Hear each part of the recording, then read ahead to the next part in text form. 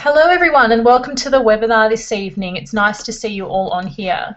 So as many of you might know, it's National Diabetes Week at the moment. So I've decided to do this webinar as a bit of health education for people, just to kind of teach you the things that you need to know to help to prevent diabetes. So for anyone that hasn't been on one of my webinars before, you can ask questions at any time. There's a little chat box down the side. And also the webinar will be available as a recording afterwards. So don't worry if you forget anything, you can go back and watch it. And please do share with anyone that you'd like to as well. So diabetes is a really huge issue in Australia. And Diabetes Awareness Week this year is all about looking at prevention. So type 2 diabetes, which is what we're going to focus on in this webinar, is one of the biggest causes of illness and unhappiness, I guess, in a lot of people. And it is actually something that you can avoid. So we're going to talk about that tonight and find out where we're going to go through. So what we're going to go through, we're going to talk about what happens when you get diabetes. We're going to talk about who's most at risk. I'm going to teach you how to read the early warning signs, and I'm also going to teach you which foods cause insulin resistance and which ones can actually prevent diabetes. So you should actually leave this webinar with a really good kind of framework that you can take home and actually use to look at your diet and what you can actually do to prevent this condition. So what is diabetes? So diabetes is where a hormone called insulin becomes resistant in the body, and I'm going to talk about a little bit more about that a little bit later on. So basically it means there's pancreatic dysfunction and you end up with a high blood sugar, and this is what diabetes is. So the pancreas isn't working properly, the sugar's not going where it needs to go in the body, and all of a sudden you've got a lot of it going around in the blood, and there shouldn't be. So that's where kind of disease and problems arise. So some scary facts for you. 280 Australians develop diabetes every single day. So that is just huge. Over 100,000 Australians have developed diabetes in the past year alone. It's the fastest growing chronic condition in Australia, and almost 1.1 million Australians currently have diagnosed diabetes. The total number of Australians with diabetes and pre-diabetes is estimated at 3.2 million. And they do say that's a conservative estimate. There are a lot of people with diabetes that just don't know that they have it. And some that actually have it for their whole life and they don't really know until it causes serious health problems further down the line. So the people that are most at risk of type 2 diabetes, so these are the actual causative factors that they found can cause issues. So if you have a family member with diabetes, you're much more likely to develop diabetes. So it's always something that your doctor will check for. If you're over 55 years of age, the risk gets higher the older that you get. If you're over 45 and overweight, then there's a higher risk of diabetes. For Aboriginal Torres Strait Islanders and also for Pacific Island Indian or Chinese people, if you're over 35, your risk is really high. So for those populations, you really do need to kind of be careful. And if a woman has given birth to a baby over 4.5 kilos, so big babies, or has had gestational diabetes, then they're also at higher risk. If you have polycystic ovarian syndrome, PCOS, you're at higher risk, and those with poor diet and smokers are high risk of diabetes too. So, I mean, everyone goes on about diabetes and it doesn't really seem that serious at the start, but I want to be really clear that it's not so much getting diabetes early on that's the problem, it's the complications that it can cause later on in life. So look at the list of things that can happen if you have diabetes. You can get cardiovascular disease, stroke, other vascular diseases, retinopathy, which is where you get visual loss. You can get kidney disease, gum disease, impotence, fatigue, poor wound healing, and, you know, at the end of the day, you get a lower life expectancy. So diabetes is actually one of the most serious conditions that you can get, and one that can severely impact your quality of life. So this is how it works. If you can have a look here on the left, you can see there's glucose, which is the sugars in our blood, and insulin is actually just a hormone that helps to get glucose into the cell. So you can see in the picture on the left there, the glucose goes through the insulin, it gets into the cell. Now what happens with diabetes is they call it insulin resistance. So the insulin is actually causing a resistance for glucose to get into the cell. So when insulin can't do its job and the glucose doesn't get inside of your cells, it ends up in the blood in really high amounts. So what happens then is your blood can get quite thick and viscous. There's too much sugar in the blood, and that's why you end up with all of those vascular problems, you know, like things like kidney problems because the blood flow to the kidneys is slow, visual problems because the blood flow to the retina is slowed, and other kind of complications because of diabetes. So insulin resistance is what it's all about. So insulin resistance basically means the pancreas just can't work anymore, and there's this insulin resistance happening that's preventing glucose from getting inside of the cell. And this is kind of how it works. So it starts as a mild blood sugar dysregulation, and then the high sugar levels in the blood put pressure on the pancreas to secrete more insulin, and then over time the tissues and cells just don't work properly. They just become resistant. The beta cells, which are the cells of the pancreas that actually secrete the insulin, become damaged, and then they can't produce enough anymore. And then what happens is you get those circulating high blood glucose levels that I was talking about. So you can see that it kind of goes from one thing to another, and if you can get in right at the very start at that mild blood sugar dysregulation, you can stop it right in its tracks, and that's what I'm going to teach you how to do today. So early warning signs. There's actually, your body is really clever at telling you when things are wrong. And I guess for a lot of us, if we're not used to kind of listening to our body and listening to the clues, some of these things can seem like they're just normal occurrences. But when I talk to patients and screen them, you know, I would say at least 50% of people that I come across have some kind of level of blood sugar dysregulation. And if you catch it at these early stages, make some dietary and lifestyle modifications, it means that they don't go any further than that. But if you don't, then you can end up getting diabetes. So the four biggest ones, and the four ones that you can really easily track yourself, is being excessively thirsty. So people often say, I've got a really dry mouth, I just can't get enough water, I've always got a water bottle on me, you know, otherwise I get really parched. That excessive thirst is a really good sign that your blood sugar levels are awry. Urinating frequently as well, and this actually kind of ties into the thirstiness a little bit. So what ends up happening is the high blood glucose puts pressure on the kidneys are working harder to process it, and you're urinating more frequently. And quite often that comes with waking to urinate during the night. So unless you've had a drink of water or a cup of tea right before bed, really you shouldn't be urinating in the middle of the night. You should be able to go to bed, sleep all the way through, and then wake up in the morning. Now, the other sign that is a bit more of an unusual one is floaters in your visual field. So this is when you can kind of, if you're looking your vision just in the outside, you might see like little dots, or it might look like a little bit of dust floating around. And floaters in the visual field can be a sign that there's not enough blood flow getting to the iris, to the eyes, and the lack of blood flow from the eyes causes these kind of visual spots. So that can be another sign too that blood sugar levels are awry. Other things are feeling tired and lethargic, always feeling hungry. If you have cuts that don't heal properly, that can be a sign that blood sugar is really having problems. Itching, skin infections, blurry vision, which is where it kind of gets really pre-diabetic and a lot worse. Gradually putting on weight, mood swings, headaches, feeling dizzy, and leg cramps. So in the early stages, it's going to be that thirst, urinating frequently, floaters in the visual field, and sometimes even craving sugar. You know, you really feel like you need something, or you might feel like you need something sweet after a meal to feel satisfied.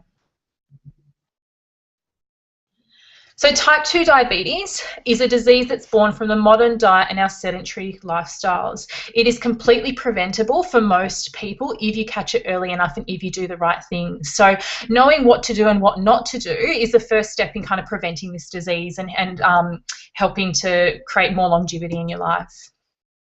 No one wants to get this disease. Prevention is always going to be better than a cure. And for some people, it might be a little bit late, but these dietary principles will help you to prevent diabetes, and it will help it prevent it from getting any worse as well. And I like to kind of put it back in your court and say you have the power to decide if you want to get this disease or not. So what are you going to do? Are you going to work on diet? Are you going to work on lifestyle? Or are you going to continue going the way that you are? And it's worthwhile looking at it from that real perspective of what's going to happen down the line, not just kind of those early stages of diabetes. So how do you do it? Two things.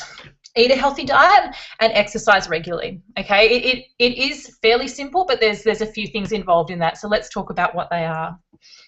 So sugar is the #1 enemy, and I mean most people on this webinar will realise that sugar, diabetes, it's not a good thing, but you might not know kind of what type. So when we talk about sugar, it includes added sugars, refined carbohydrates like white breads and things, and soft drinks. So what we want to do is not add any sugar to our food or drinks. We want to look for hidden sugar in packaged foods. So sugar is in all kinds of things that you might not even realise. They put it in bread, they put it in canned vegetables, you'll find it in any packaged food like pasta sauces, curry sauces, you know, lots of even canned tuna and things can sometimes have sugar in them. Even canned beetroot has sugar in it, as if it's not sweet enough. So it's one of those things that's kind of slipped into our food supply and that we're eating without even really realising it. The other thing is beware of low-fat products, which are also really high in sugar. So low-fat yogurt is a really good example of that, packed with sugar normally. We don't want to have any soft drink, obviously. It's a really concentrated form of sugar, and you want to limit fruit juice as well. So thinking sugar, not just white sugar and things that you put in your cup of tea or coffee, but there's sugar in our food, in a lot of different foods that we eat. We really need to bring awareness to it. So when you're looking at the label of a food, the nutritional label, you don't just want to have a look at the nutritional breakdown, which will have like protein, carbohydrates, sugar. That's kind of irrelevant because it'll show natural sugars as well. The more important thing to look at is in the ingredients. So we want to look for things like sugar, glucose, maltodextrin, high fructose corn syrups. There's a lot of different names for sugar, and that's where you're going to find those added sugars that are going to cause problems for you. So there are alternatives, and people always ask, well, if I can't have sugar, then what can I do? So there's quite a few things that you can use that don't have that huge impact on blood sugar and that don't kind of lead to that diabetic condition. So honey is one of them, and you don't want to have heaps of honey because it does have fructose in it, but small amounts have been shown in studies to be well tolerated by diabetics, so really better metabolized than sugar. Xylitol is a fruit sugar, and it's a sugar that we don't really absorb a lot of it, so it's got a very low glycemic index compared to sugar, and it also prevents tooth decay. So a really good one for preventing diabetes. And stevia, which is just a herb, and that's what's in the picture there. Essentially, it's a very sweet herb. There's no calories or anything like that. It kind of tastes a bit like an artificial sweetener, but it's very sweet, and it has no effect on blood sugar either. Now, you might think, well, what about things like artificial sweeteners or, diet products? But really, artificial sweeteners have been associated with the development of type 2 diabetes as well in recent studies, so you need to avoid them. So there's a couple of studies in the last few years that have shown that kind of things like diet soft drinks actually increase insulin resistance, which is kind of the very thing that they're designed to avoid, I guess. So they're not a better option. You're better off just avoiding it altogether.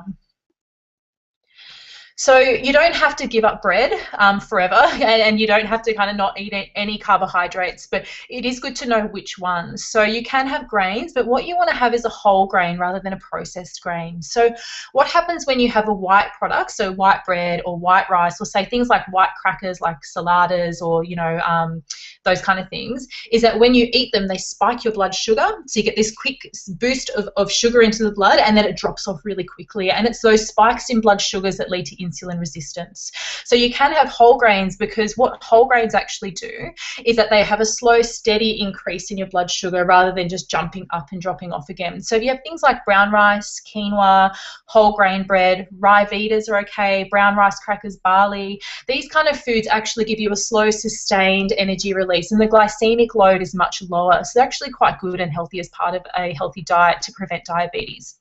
So when I say whole grain bread, there's a little bit of confusion there, because you can get white bread, multigrain, and wholemeal bread. So all of those breads are actually made on a base of white flour, ultimately. So with multigrain bread, it's white bread with little just grains added in, and with wholemeal bread, it's white bread with fiber added in. So neither of those are going to be as good as a bread that's made from the whole grain. So the difference is, if you look on the label, it'll say whole grain flour. There's not heaps of them available. Like there might be one organic one in the supermarket and kind of a few here or there, but definitely worthwhile looking out for that one. Basmati rice is also pretty okay. So basmati's got quite a low glycemic index compared to other, white rice. Jasmine rice is really high GI. You want to avoid that, but basmati seems to be okay. So here's a little tip and trick for you. Adding protein to your meal will reduce the glycemic index and stop blood sugar spikes. So essentially, if you're eating a carbohydrate, so the bread and the egg here is a perfect example. If you're eating the bread and you have an egg with it, it's going to reduce the glycemic index of the whole meal. So that means rather than getting that spike in blood sugar I was talking about, you're going to get that slow, sustained release. So it's a really good thing to do to prevent diabetes, is to have protein with every single meal. So just before we kind of jump over there, as well as eggs, protein sources include meats and things like that, but also don't forget the protein can include vegetarian sources like nuts and seeds, legumes, beans, those type of things. You could use tofu. There are a lot of different types of protein. So you might have, for instance, if you were making, having muesli or porridge, you might have some nuts and seeds on that to lower the glycemic index. If you are having, any kind of potato or sweet potato, then you might actually have some protein with that, some salmon or some meat or something. So just kind of think outside the box a little bit and just look at your meal holistic and go, okay, what can I actually do to decrease the glycemic index of this? Does it have protein and does it have fat? Okay, so fat is the next thing that I want to talk to you about. So fats actually help to reduce glycemic index of meals, and I guess fats have been given a really bad rap. Generally, it's like, oh, well, they're unhealthy, and if you're going to get diabetes, you don't want to be eating fat because it's going to cause weight gain, but it's not actually the case. And I guess there's a lot of confusion around, you would think that if you ate a fat that it would make you fat or make you put on weight, but it doesn't actually, unless you eat enough. But more likely, if you're eating carbohydrates, your body's going to take that, convert it into fat a lot more quickly than it would fats. So good fats are actually a really important part of the diet. And if you add fat to a meal like protein, it'll actually reduce the glycemic index. So it actually has a really good effect there. So I'll just check my chat to see if I've got any questions. No questions so far. Great. So good fats, olive oil, cold pressed olive oil, beautiful, excellent. You could drizzle that onto salads. You know, you could even, if you were having a pasta or something, to kind of drizzle it over the top, it would reduce the glycemic index. Coconut oil is a fantastic healthy fat. Organic butter. And again, I mean, I could do a whole seminar on why butter is okay and margarine's not, but essentially butter is non-processed. It's a good, clean fat, and in small amounts it's a part of a healthy diet. Nuts and seeds. So nuts and seeds kind of do both of them. It does the fat and the protein. So nuts and seeds are excellent ones to kind of regulate blood sugar. And for some people who I find their blood sugar's teetering, you know, or they are pre-diabetic, or even people with diabetes, if you're eating fruit, I often recommend to have a handful of nuts and seeds with the fruit, and that will actually decrease the glycemic load of that meal, which means you're not going to have a spike in your blood sugar with that. Avocado, fantastic fat for diabetes and preventing diabetes. Egg yolks, amazing source of nutrients and really good for fat and protein. So that's a little bit like your nuts and seeds there, you're going to get both. And then full fat yogurt or cheese can be another good one for some people as well to kind of, and again, they've got both fat and protein. It's going to help to reduce the GI of the meal quite a lot.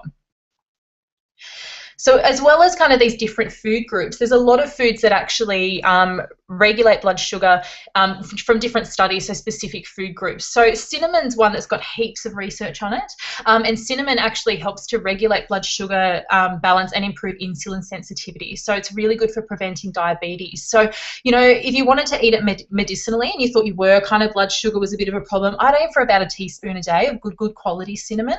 And you could do that, say, for instance, just in porridge or something like that. Brazil nuts are rich in selenium, and they've been shown in studies to be really beneficial for diabetes. Asparagus is a fantastic food for diabetes. It's really high in the nutrient chromium.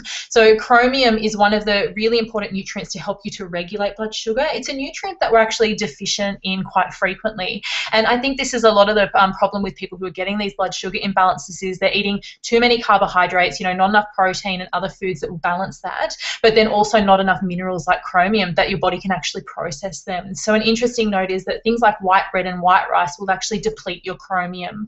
And the reason for that is because, as I was saying, like with a whole grain, it's in that grain, you've got the carbohydrate in the middle, and on the outside, you've got all of the nutrients that you need to break it down. So nature's actually pretty clever like that, but the problem is, when you take away the husk and we're eating only that white part, the body still needs to break it down. So to do that, it actually pulls nutrients from your tissues to break down that carbohydrate, and you end up depleted in things like chromium and B vitamins, which are really important for preventing diabetes. Bitter melon is a Chinese vegetable. It's bitter. It's not a fruit. It's kind of used in stir fries and stuff like that, but the research on it is just phenomenal. So, you know, if I had diabetes, it'd probably be something that I'd be sourcing and including in my diet. We do also prescribe it as a supplement. Now, the other interesting one that I want to put in there is potato skins. Okay, so potato flesh, not so good, okay, quite high in carbohydrates, but potato skin is really high in lipoic acid. And lipoic acid is a nutrient that's really important for balancing blood sugar. So it can be good sometimes even, I don't know if you've seen like potato skin chips, like getting some smaller potatoes and peeling them off and actually just cooking up the skins. And if you are going to eat potato, of course, leave the skin on because it will help you to metabolize it better than if you have it alone.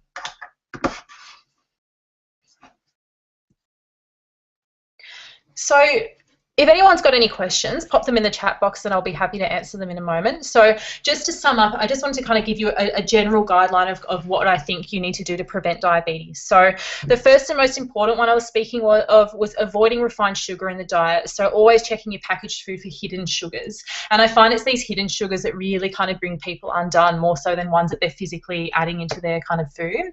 Avoid artificial sweeteners. They're not good in any way, shape or form. We want to avoid white products, so no white rice, no white bread, no white crackers or biscuits. It's a pretty simple way to kind of go, is it okay or not? Is it white? Okay, I'm not going to eat it. Enjoy complex carbohydrates like whole grains, so oats, quinoa, brown rice, and legumes are also another fantastic source of complex carbohydrates and also protein. So the legumes group is lentils, chickpeas, and beans, so really good for balancing blood sugar levels and for helping to reduce the glycemic index of a meal.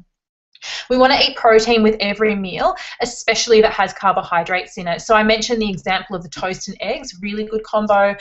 Remembering also if you're having fruit, then sometimes it can pay to have protein in it if you do have a bit of blood sugar dysregulation. And just really things like rice especially, you want to be having some protein with that for sure. And including good fats with every meal to help to reduce the glycemic index is also going to be really important. So we've spoken about diet, and the second part is exercise. Exercise directly reduces insulin resistance. So there have been studies that have shown that exercise alone is enough to kind of, really turn back diabetes even once it's developed. So it is important to move your body any way that you can. So, it's not like you have to do an hour every day, slogging it out. You really need to kind of be creative with this and think about, well, what's actually good for me? What do I like doing? And even if it's the enough to kind of go, all right, well, I'm going to park my car away, or I'm going to take the train and walk to the train station, or I'm going to take the stairs, or every little bit of exercise that you do, even if it's incidental, will help to reduce your risk of diabetes. We all live in this lifestyle where we're just sitting all the time, we wake up, we sit down, we watch TV, we sit down and eat our breakfast, we sit down at work all day, we come home, we're exhausted, we sit, we're not moving like we should be. So really try and think about all the different ways and get a little bit creative with how you can move your body, because it's that movement that's really going to kind of help to get things happening and prevent insulin resistance and diabetes. Great. So if anyone's got any questions, please pop them in the chat box now. I'll be happy to answer any. I haven't got any up there yet, so I'll give you guys a couple of seconds. So the other thing that I recommend is, if you do want to access to more of these kind of webinars and health info, do go to brisbanenaturalhealth.com.au and jump on our newsletter list. So if you sign up to our newsletter, you'll receive a video series, The 7 Steps to Endless Energy, which has got some really good tips to increase your energy and just some general lifestyle advice. But every month in your inbox you'll get things like webinar invitations, little health articles, and some other great info too, so do hop over and check that out. Lovely. So thanks everyone for joining me. We don't have any questions.